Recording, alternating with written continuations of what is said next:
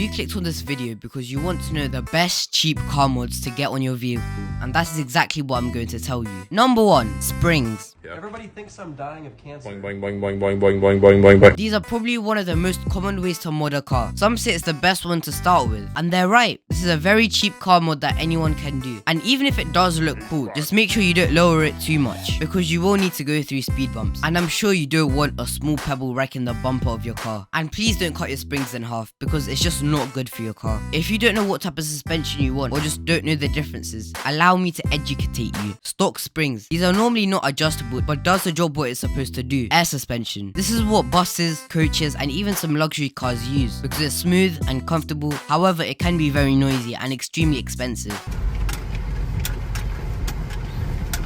And last but not least, coilovers. These are basically just normal suspension, but you can adjust the height of the springs. But if you do want springs purely for track performance, the best suspension to get will have to be coilovers. Number 2, just to get this out the way, please don't do this to your dirty car, because I don't want to hit some next level Lamborghini exhaust just for it to be an ugly Honda Jazz. Don't get me wrong, I think Honda Jazz are great cars, but I don't want to hear a Honda Civic with some aftermarket muffler deli exhaust zooming down my street, bro. Now with the negatives out the way, let's talk about the positives. Why people mostly get exhaust is because they want the track performance, obviously, but people also love the sound. Now in engineering, there is something called straight pipes. What these are is, instead of your exhaust circling around your car, they're a straight line going from the engine to the rear bumper. This improves the flow of the fumes because there is literally no maze for it to go through, and best of all, you get a lot of horsepower out of it as well. Number 3, cold air intake.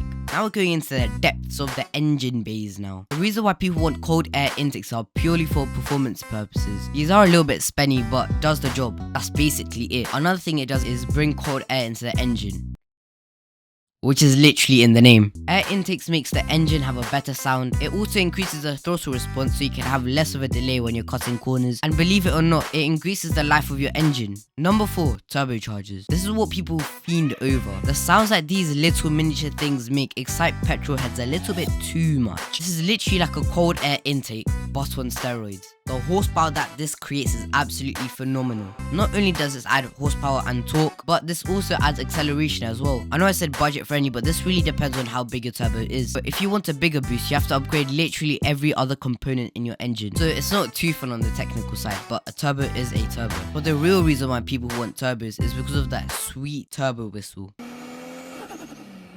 That's it for this video. Please let me know if I should do a part 2, or just tell me video ideas in the comments, because I really don't know what to do next. I really hope this blows up. Bye.